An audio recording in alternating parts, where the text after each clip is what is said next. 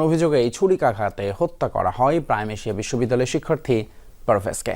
কিন্তু প্রশ্ন উঠেছে, শুধু হাসির কারণেই কি একজন মানুষকে এভাবে মেরে ফেলা যায়, নাকি অন্য কোনো রহস্য আছে এই হত্যার নেপথ্যে? তাছাড়া এই দুই নারী শিক্ষার্থী বা কারা? এদিকে পারভেজকে হত্যার ঘটনায় বৈষম্য বিরোধী ছাত্র আন্দোলনের বনানী থানার যুগ্ম মহাসচিব সদস্য সচিব হৃদয় মিয়াজিকে গ্রেপ্তারের কথা জানিয়েছে পুলিশ।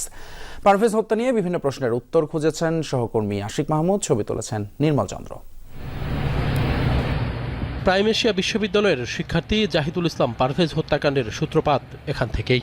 19 এপ্রিল বিকেলে পরীক্ষা শেষে বনানীর একটি দোকানে বন্ধুদের সাথে আড্ডা দিচ্ছিলেন পারভেজ। হঠাৎই পাশের আরেকটি দোকানে দুই নারী শিক্ষার্থীকে দেখে হাসি ঠাট্টা করেন পারভেজ, এমন অভিযোগ ওই দুই নারীর। ডেকে আনা হয় তাদের বয়ফ্রেন্ডদের। এই ঘটনার জেরে ক্যাম্পাসের জুনিয়রদের সাথে কথা কাটাকাটি, এক পর্যায়ে উপর্যুপরি ছুরিকাঘাত করা হয় পারভেজকে।